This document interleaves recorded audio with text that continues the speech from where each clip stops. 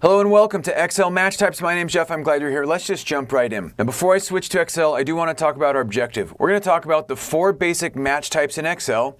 These are exact match, approximate, partial, and fuzzy. We're going to talk about when to use each and actually how to implement it using Excel functions. By the way, when we get to fuzzy lookup, we're going to use Power Query, which is an amazing tool, so you definitely want to stick around and check it out. All right, first up is exact match. Now this is the kind of match that generally Excel users think about when they think about doing a lookup. It means I'm going to go try to find 5030 in this list, and I want to return the name for 5030, like the exact matching value. And if you can't find 5030, I want an error. So that is an exact match. This works for looking up both numbers and text values. When we're looking up text values, it's not case sensitive. Now, depending on the version of Excel you're using, you have a few different options. So pretty much everyone would have the VLOOKUP option, so we'll start with that. What I do is I go equals VLOOKUP, and then I first define the value that I'm trying to find. This is called the lookup value. I'm trying to find this ID, comma, where am I trying to find it? So we select our lookup range, comma, if I find a match, I want to return the value from the 1-2 second column. And now this fourth argument, this is called approximate match or exact match. If we want an exact match, we need to define this argument as false, or some Excel users prefer 0. If we leave that off, then the default is an approximate match, and that is not what we're doing in this first exercise. We're going to do that in the next one. I want an exact match, so I'm going to use false or 0. Either way is fine. Then I hit enter. Now what this is saying is go try to find 5030 in this list. If you find a match, return the matching value, office supplies, which it did. If I go 5022, I get overhead, that's fine. If I go 5050 software, that's fine. What if I type something that's not in the list, like 5,000? Then it's going to give me an error, and that's just saying, Jeff, I can't find this value, so I'm going to give you an error. And that's exactly what we want in this case because we are looking for an exact match. So depending on the version of Excel you're using, you could have XLOOKUP. To determine if you have XLOOKUP, just type equals XL. If XLOOKUP pops up, then you've got it. Otherwise, you'll continue to use VLOOKUP until you get XLOOKUP. So we're going to go with go find this. This is the lookup value, comma, in here. And this one is different. Instead of giving it the whole range, we just give it one column. That is the lookup column, comma. And if we find a matching value, we want to return the value in the name column. So instead of typing 2, we would just select the column. And then we can close the function. Now, XLOOKUP defaults to exact match rather than approximate match, so we don't have to type any additional arguments.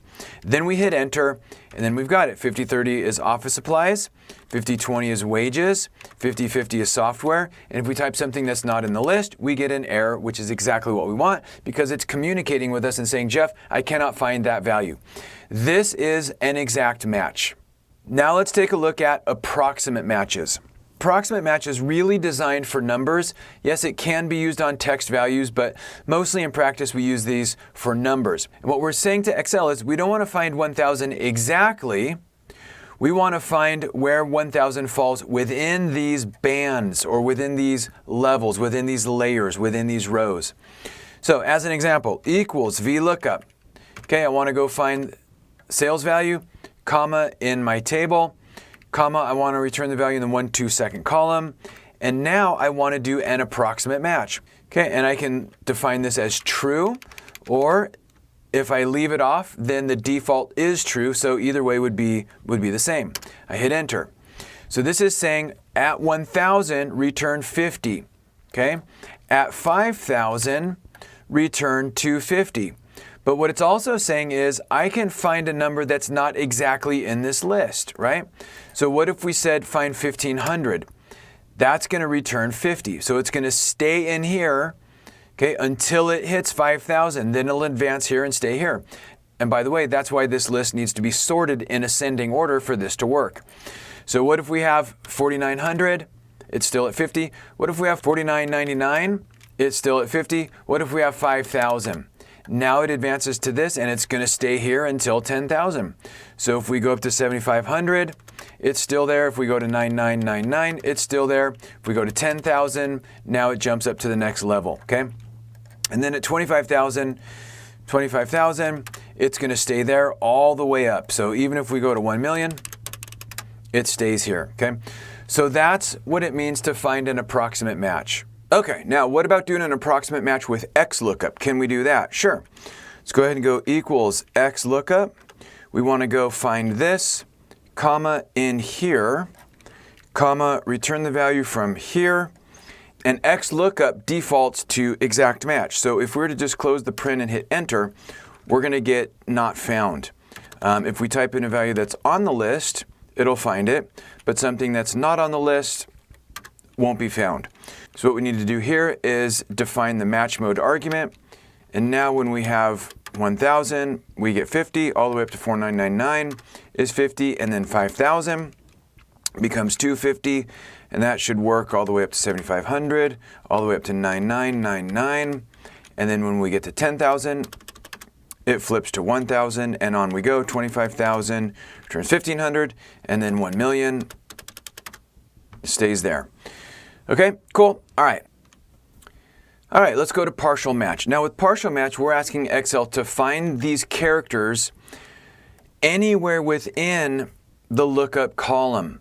It could be at the beginning, it could be in the middle, or it could be at the end. So how do we set up something like that? Well, equals VLOOKUP. Let's go find this, comma, in here, comma, return the value from the 1, 2 second column, and 0 for exact match, enter. And as expected, we get an error because POL412 is not found here. It's not an exact match. So there's some characters after POL412. So to address that, all we need to do is tell Excel that we want to find the lookup value, and then we're going to join with the concatenation operator, that's the ampersand, the wildcard character. Now we have to enclose the wildcard character, which is an asterisk, inside of quotes. So this is going to say, go find POL412 and any number of characters that follow it. Okay, and so then we can hit enter, and now that works. So POL412 is 1242. Now what if these characters fall after some other characters, like RAM101? Is that going to work? RAM101, enter. No, that's giving us an error. And so to address that, all we need to do is prepend the wildcard character and then join it with an asterisk. So before I hit enter, let's review. I'm saying I want to go find the characters in the cell in C9, RAM101, and that can fall anywhere within it. So there can be any number of characters before it and any number of characters after it. So then we hit enter, and now that works. So now that's going to find these characters anywhere within this range. So we could go with electronics. That'll work. We could go with DIG290 at the end. That'll work. We could go EIN405. That'll work. And we could go AE, and that'll work. So that's how we set that up. Now, can we find, or can we return the vendor? Sure, we could do that. Equals VLOOKUP. We want to go find, and then we say the asterisk, join it to the value here, and then join that to another asterisk, and then go find it in here. In this case, we want to return the value in the first column. So we're just going to type in a 1, 0 for exact match, close, and enter, and got it. So now we can go with RAM101, and everything is returned. We could go with POL412, and got it. Okay, cool. Now, what about with XLOOKUP?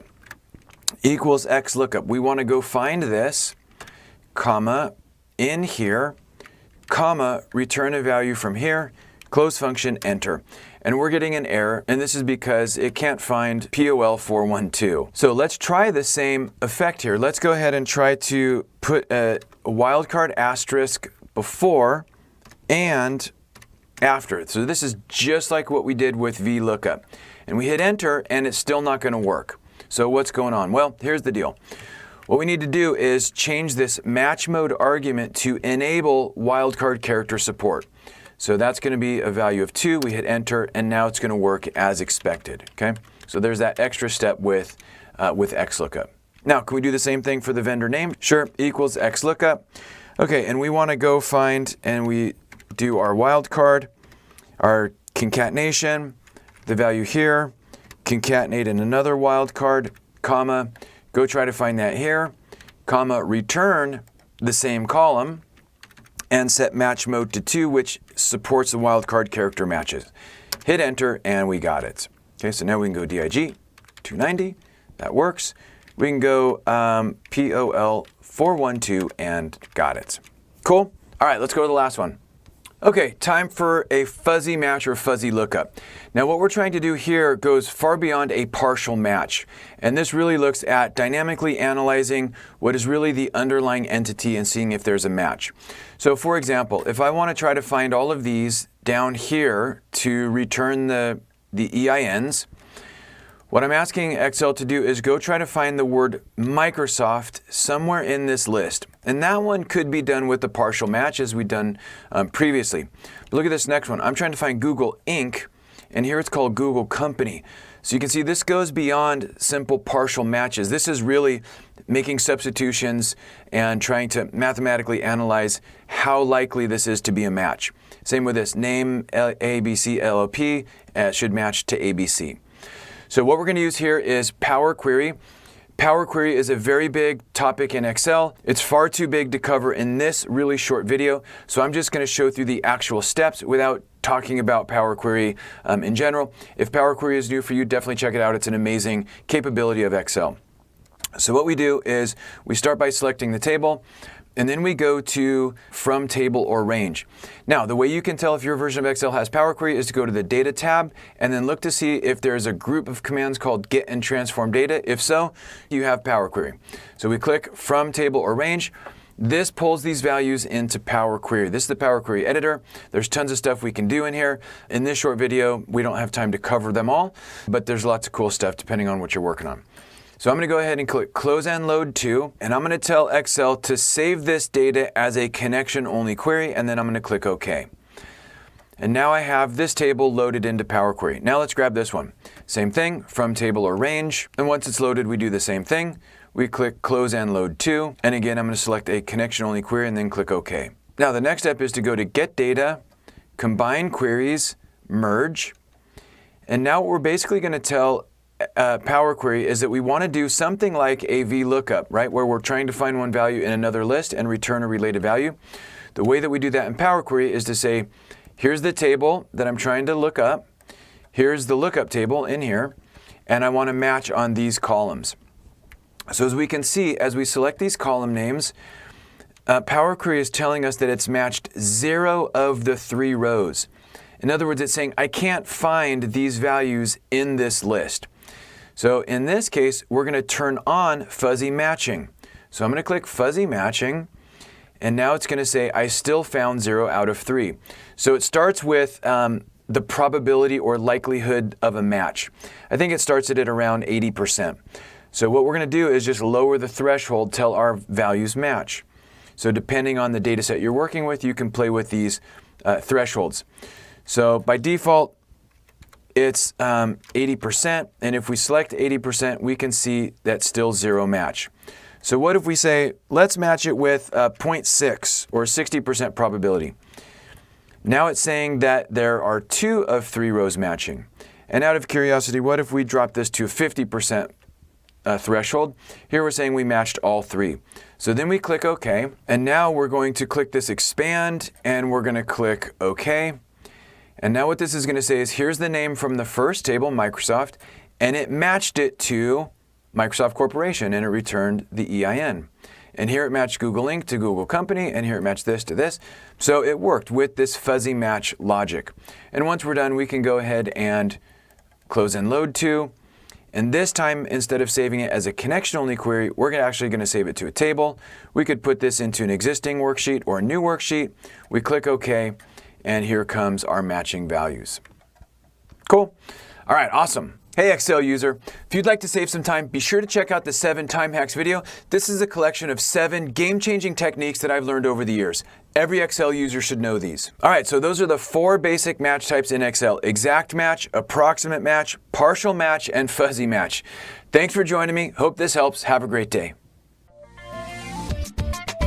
This video is a production of Excel University.